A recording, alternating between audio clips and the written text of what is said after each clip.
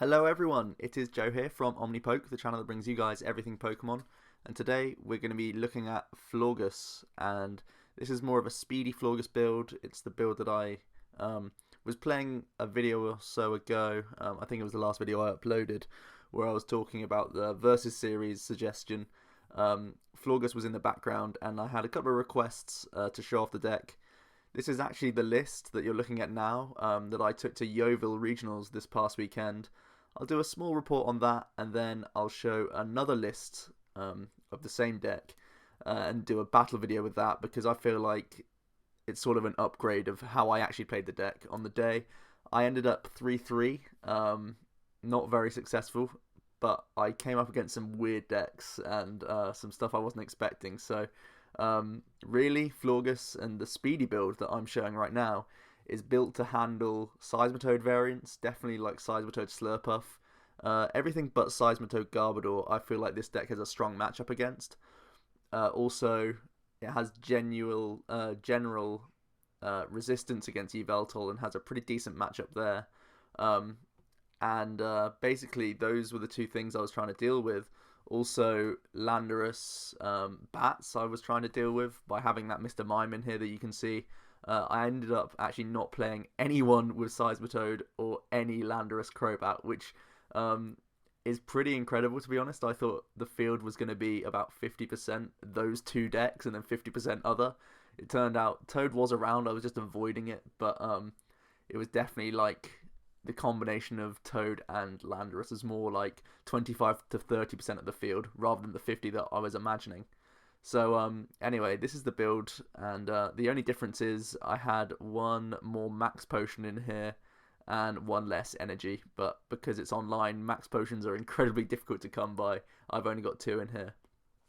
Regardless, this is the list. I'll actually talk about card for card list on the other deck because I feel like that's a stronger build, but sort of digest this right now. Hopefully you can see the energy. It's a 10 count in here. That's one of the alterations that I make, but basically report wise, round one I went up against a Primal Kyogre deck. I was able to take that down for a first win.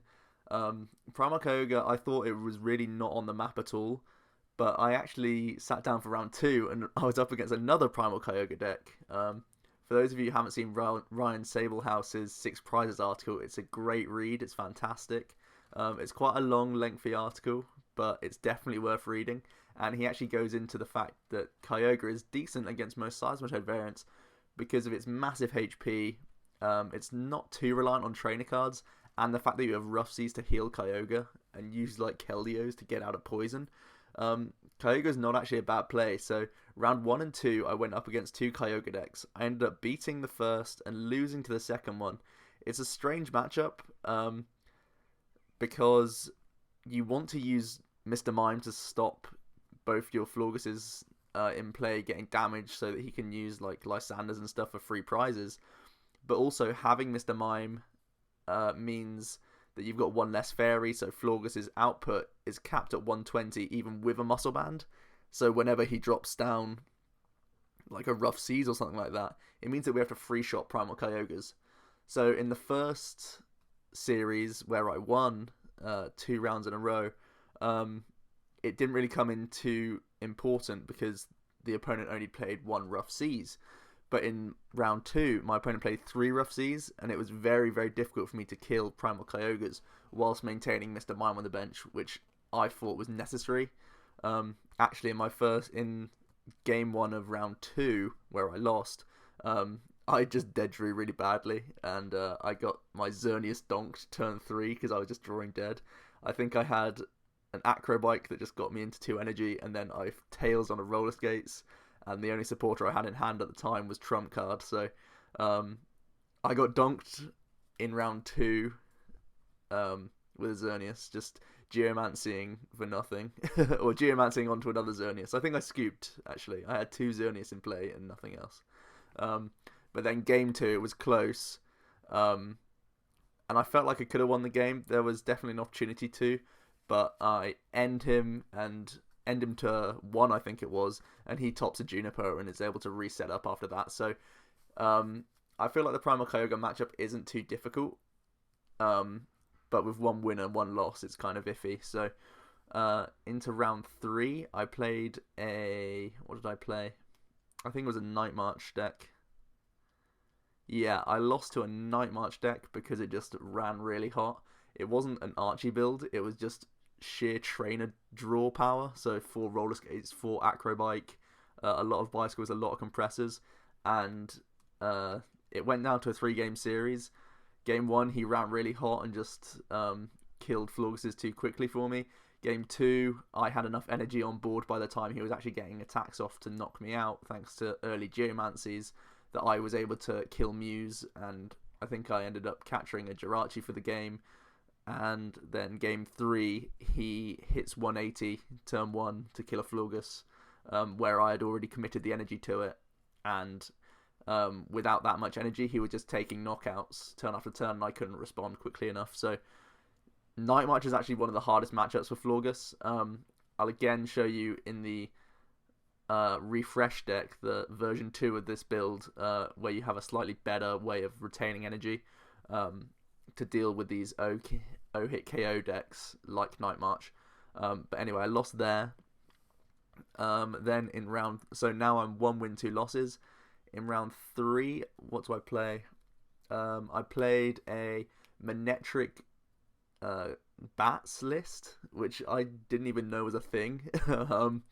Basically, when he flipped over a Manectric, and I thought it was going to be a Mega Manectric build, so I started benching like Spritzies, and I also attached a Muscle Band to my active, and both of these decisions early on ended up really hurting me later on, because then he started dropping like 3 or 4 bats on his turn 1, and obviously Manectric without the Mega, his attack is based...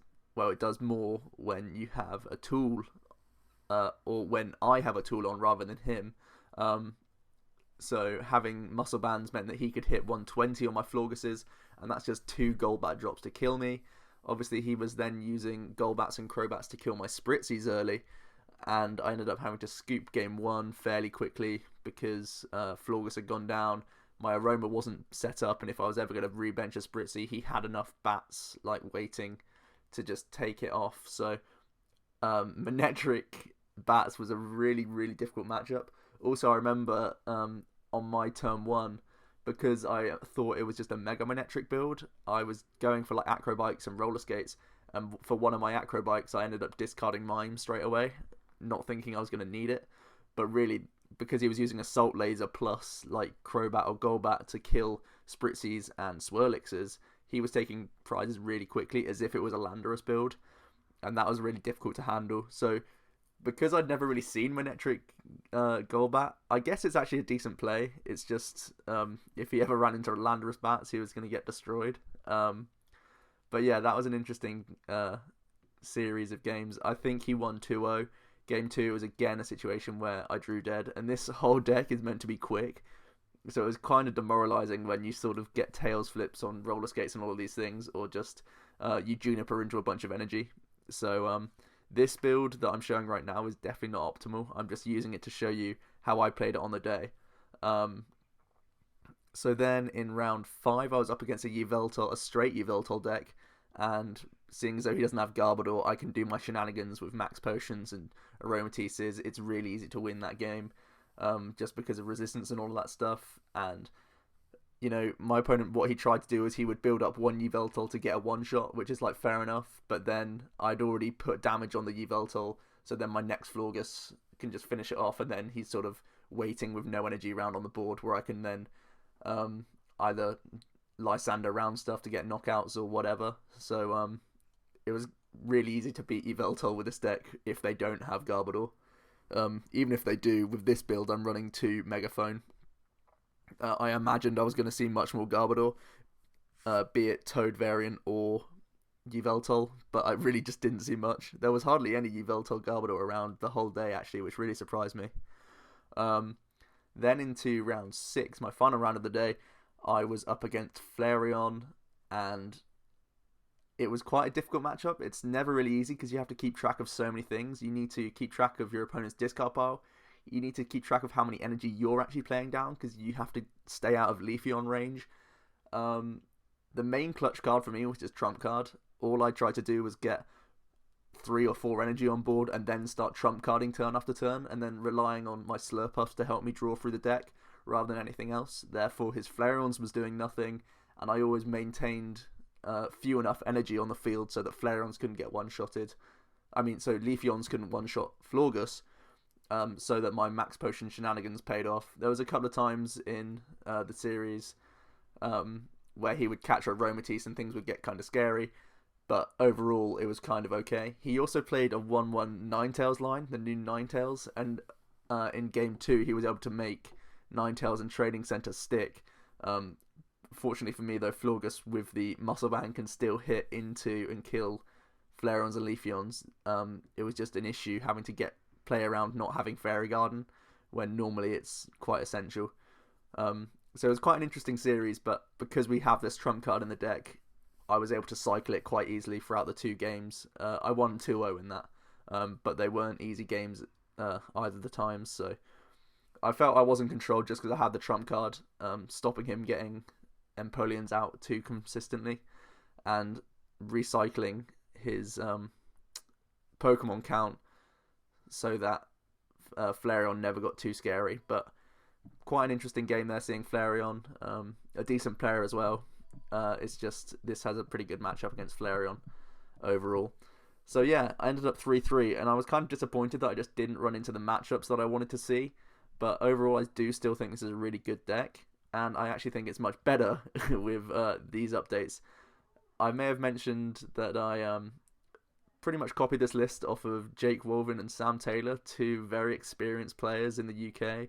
Jake's earned his invite. I'm not sure if Sam has. If he hasn't, he must be very close by now. He is often seen in the top cut and deep into the top cut as well most of the time. So here's a build after discussing with them midway through the day. I was saying how some of my matchups went, asking them how oftenly they would end up dead drawing, because I actually often found my early game was kind of weak. Definitely if you start with like Spritzies and stuff and you just Juniper into the wrong sort of cards, I ended up losing a couple of games just by doing that sort of thing. And their build that they sort of described after looking through mine, they sort of told me some amendments, and I really like the way this deck ticks now. It's so much nicer. Even though it doesn't have Mr. Mime anymore, one thing you may notice, we're probably going to be much weaker to Landorus bats, but at the moment in the UK, that's not being seen quite as much anymore because of the prevalence of Toad right now. But overall, this is just speedier. You can see I've cut out a few things. I've cut out 3 energies. Energy was definitely something that was clumping the deck. If you're not using Geomancy with your Xerneas, energy is going to be something you really don't want to see when you're using all of these cards. Basically, what you want is to be finding your max potions and fairy gardens all the time, pretty much. Another thing as well, I cut down to 1 megaphone in my real life build and have an extra max potion. Again, I only have 2 online, so I can only show off 2. But the main changes with here is that we have more acrobikes, more bicycles, just more draw power, and we've thinned out the energy, which again is clumpy. We've taken out 1 fairy garden because we are using trump card. 3 is normally going to get us there. Also, Florges is not too clunky and stuff. Most of the time, we're not even going to be needing to retreat in and out as if it was a Aromatisse toolbox build, where often you are switching depending on whatever your opponent's attacker is. Here, we're normally, if we are ever switching, it's going to be from one Florges to another because we've missed a max potion. But 3 fairy garden is normally enough. Also, one big thing is we've added 1 EXP share, and this is a fantastic card for keeping these energy on board. One of the issues I've thought about was having from going down to 10 to 7. The reason I liked 10 was because it stayed on the board the whole time. You could sack off 1 or 2 Florgeses and not have to worry. The way that Jake and Sam found a way around it was using EXP share. And of course, because we have Aromatisse, we can stick EXP share onto any one of these guys, the Xerneas, maybe a Slurpuff, and then just move it around onto a Florges when we need it. We don't necessarily need to commit the EXP share to a Florges, because sometimes that could be detrimental for the output. But overall, this deck is built to just be quick. You're trying to flood your bench as quickly as possible with Spritzies, so that you can use Slurpuff to help you tasting. You can also use this Slurpuff, the Sweet Veil one. We have one in here. This is mainly to stop you being hurt by lasers and falling asleep and all of that good stuff. So you have a very strong matchup against Seismitoad. Seismitoad can only do 50 damage to your Florges, so it means we can get 3 Bright Guns off on them. And then also, we can actually use this Slurpuff to attack with. It's hilarious. We have 90 HP, and we can do 30 and heal 30. And Seismitoad, that means if it can't use its laser damage, and if it's just like a Seismitoad Slurpuff build, and the Toad is its only means of attacking, it means he's going to have to Quaking Punch like 5 or 6 times, and we do still have Max Potion if we ever want to use it. Even if we can't, because we're under the Toad Lock, of course, we can just freely retreat and then move into a different attacker. But if we've got nothing better to do, we can just Draining Kiss and stall. So it's a hilarious card for Seismitoad, and it really works well. We've got the Xerneas in here to draw cards. We've got the Aroma line to move our energy for Max Potion shenanigans. Another interesting thing to note is we're playing the Florges. It's not only got a good second attack. Lead is a good clutch card if you've got a dead hand. Turn 1, you can just search for a supporter, because we do have a fairly thin line. Just the Juniper's the main thing we want to draw from. We've got the trump card, we've got 2 Lysander, and then 1 Chorus, just because we can fill up our bench really, really quickly. I still like having megaphones in here. Jake and Sam both played no megaphones. Like I said, my list just has the 1 right now, but I still feel like Lysander's not really enough in the Garbodor matchup, because you really do need to make sure you can be tastinging for more cards. You need to have Fairy Transfer sometimes, just on certain turns, and I like having the safety of having 1 megaphone in here. Obviously it's showing up as 2, but like I say, it's the Max Potion.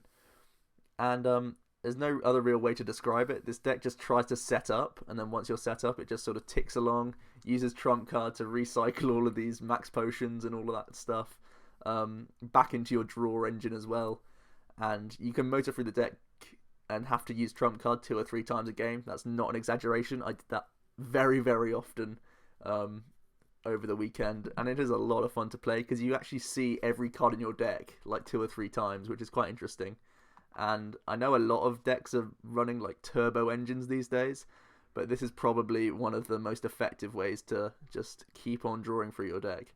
So we're going to hop into a game now. I've been rambling a little bit. It's kind of been disjointed, this video, because I've tried to talk about my report and then a better list sort of thing. But hopefully you guys are following me. And we're going to hop into a game against Manic 6. And we're going to go first, and we'll see what happens here. We've got an interesting start. We've got 2 Spritzies. I'm definitely going to play 1 down. And we'll hold the other for now. We can go for an Acrobike, and we're up against Camera Up DX. That's interesting. So we Acrobike into VS Seeker. That's not too helpful. We're going to Ultra Ball away Spritzy and a Max Potion, because we don't really need that. One thing we don't play in here is Jirachi. The same reason about the Mr. Mime that I mentioned, because we just need to have Fairy Pokemon in play. Otherwise we're going to struggle. So I'm going to... we've actually drawn pretty dead here. And we're going to search for the Swirlix so that we can evolve into Slurpuff and get an extra top deck next turn. That's honestly the best play we have right now. But Camera Up, that's interesting. I wonder how this person is going to play it. I know that the Double Crisis stuff, that's now actually online, so potentially it's using the new Camera Up to help get energy from the discard pile, but we'll have to see here. We're going to see an Ultra Ball straight away, and if it loads, it's a Fennekin. Hopefully it loads momentarily. We see a Birch, and it gets heads. We're going to see a couple more Fennekin, an attachment. The Tepig comes down as well, so it's an old school build with the Emboar. And we actually top deck into a Bicycle. Don't be too surprised that you start top decking into draw cards, because there are actually loads in the deck. I was actually surprised that we didn't get much to start with. The Bike doesn't get us into much, but we do end up finding a Juniper. We have the Aromatisse, so I may as well commit an energy anywhere for now until we find ourselves a Florges. We can then use that Juniper, and we find a lot of draw cards here. So I'm going to go for an Acrobike into 2 more Acrobikes. That's pretty horrible. But we can use another one. And we don't really need any of these cards, so we may as well take the Fairy Energy. I'm probably just going to Ultra Ball it away, in all honesty. We'll attempt the Roller Skates here. We do get a Heads, and because we drew 3 supporters out of that, I'm actually going to start discarding a couple because we want to also use this Bike this turn. So we're going to Ultra Ball and find Florges so that we can get an attack off this turn. We can also Ultra Ball away Spritzy and that Fairy that we just found to find ourselves either another Florges or a Xerneas. I feel like Xerneas is pretty safe. I'm not sure if I want to go for Geomancy or Bright Garden yet. If I can get EXP share off of this Bike, I would definitely go for a Bright Garden. We do get a Comp Search. I could go straight for it. 5-card hand. How crazy is his hand going to be next turn? That's the issue. I'm going to play it safe, I think. Freely retreat via the Fairy Garden and just go for a Geomancy this turn. Because if our opponent does get the Dream where he has Candy, Emboar, Candy, Delphox, and then find loads of energy, we could be in trouble. We're actually lagging a little bit here. Hopefully, the time is still going, so there's hope. All I've tried to do is retreat. Hopefully the game's not just going to log me out. It's been doing it a lot lately, just connection losses, which is really annoying. Oh, come on, Cammy.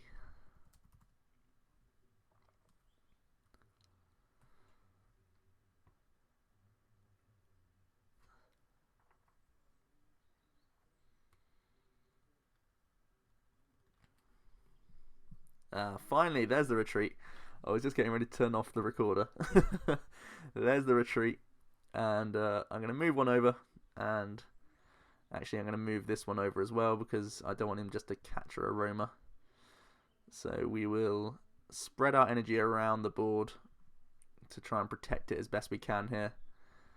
And we've only got 2 more in deck. Or 3 more in deck, I should say. But we've got plenty on field now.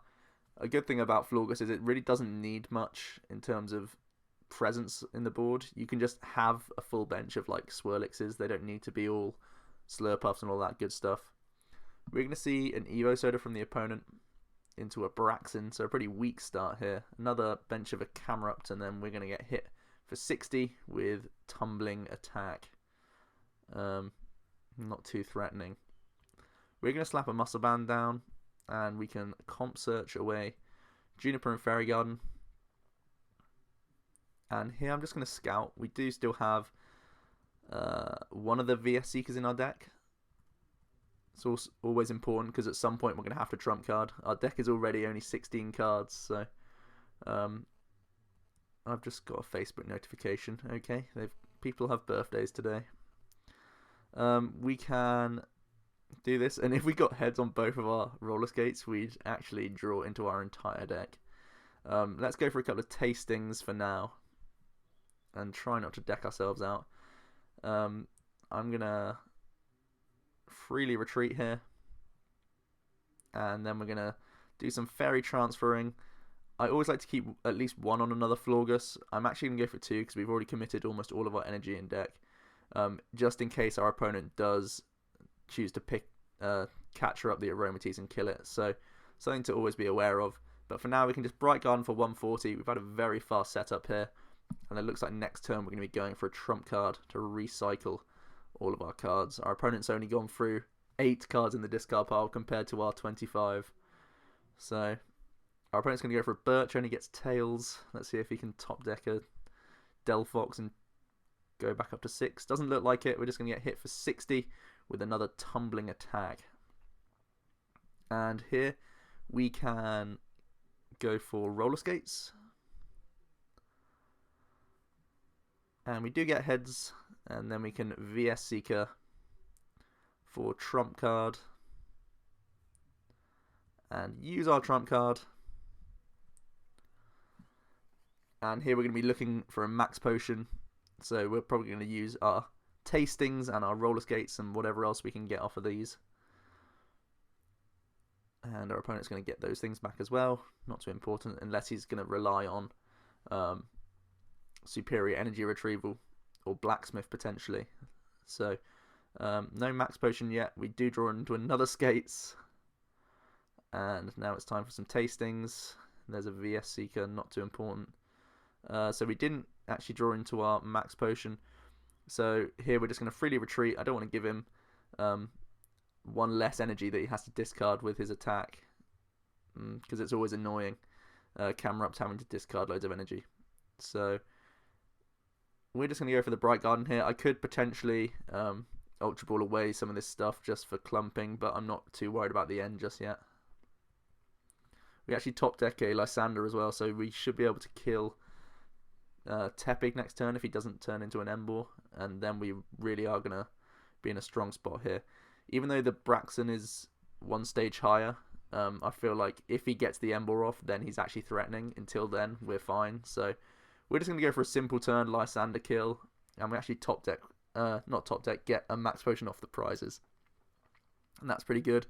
We see another energy come onto the Camerupt, then a Skylar, probably for an Ultra Ball, so that they can finally find Delphox. Yep, there's an Evo Soda, that makes sense as well. There is the Delphox. It's also in range of a Lysander, so that's good to note. The Scorched Earth comes into play. And another Tepig hits the bench. Energy Retrieval comes down and is discarded with Scorched Earth.